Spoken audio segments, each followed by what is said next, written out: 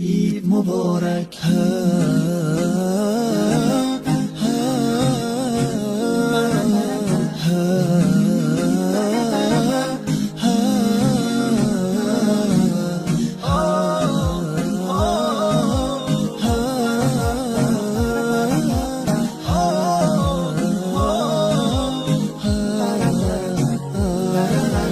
هدیه رب تبارک بر شما، عید فطر آمد مبارک بر شما.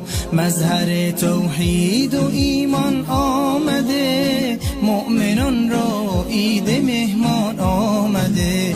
یک ندا آید برای مؤمنان، مژده بخشش ز سوی آسمان. روزداران آمده عید سعید، آن که باشد بر دل مؤمن نوید مبارک. روز ایثار است و روز تهنیت، روز تبریک است و روز تسلیت.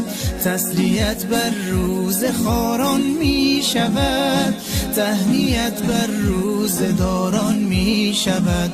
عید فطر آغاز فصل بندگیست، تا بشه فضل خدا بر زندگیست. ای که هستی طالب احسان رب، باز آ در وادی رضوان رب، باز آ در وادی رضوان رب. عید مبارک.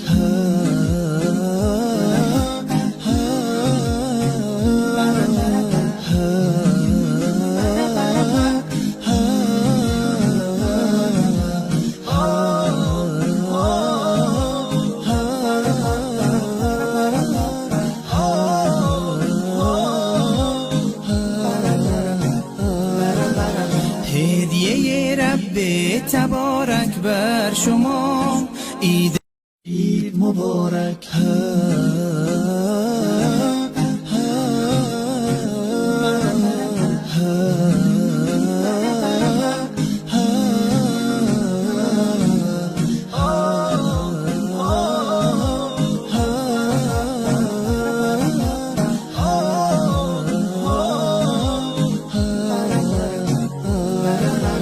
هدیه رب تبارک بر شما، عید فطر آمد مبارک بر شما. مظهر توحید و